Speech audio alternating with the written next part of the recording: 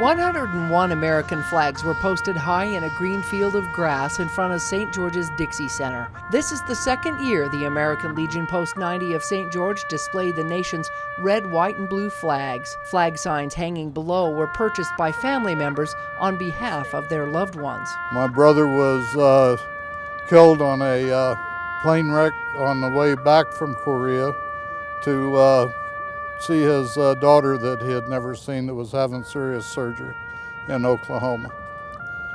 So I got a flag for him. Helping to initiate the first field of flags, Bodie hopes that this event will help provide constitutional booklets for continued awareness. It is a fundraiser.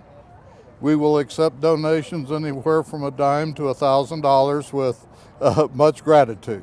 And to the Republic. During the special ceremony, the Post gave a presentation on the history of the American flag. On this day, June the 14th, 1777, the Second Continental Congress passed a resolution that replaced the British symbols of the Grand Union flag with a new flag design. But it wasn't until August of 1949 that Congress established June 14th as Flag Day. Utah was added to the initial stars in 1896. The Utah flag, which is the 45th state, is posted right there, right next to the pole on the bottom line, 45th state. Myths about how the flag should be treated were dispelled. The American flag shouldn't be flown upside down unless it's being used as a signal of distress. Despite what people might think, the flag can be washed. It can also be flown later if used in a military service. But opinions differ on whether the flag can be burned during protests. I don't believe in that. I think there are some things that are so sacred, so symbolic of the sacrifice that we have made as a country, that indeed that freedom is probably not one that you should take advantage of. But it's the strength and freedom the flag represents that makes it stand out. But everyone all over the world immediately recognizes the American flag.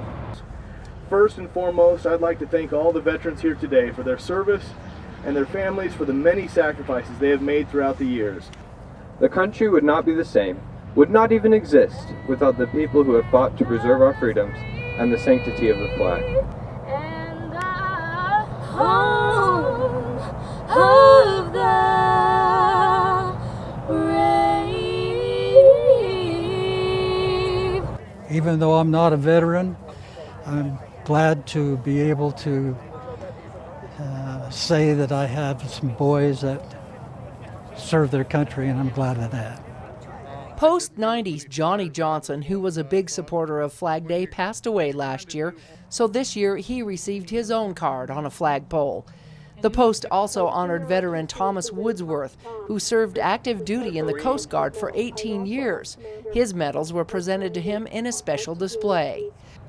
While saluting the flag that says it all, those in attendance paid tribute, honoring those who served under it.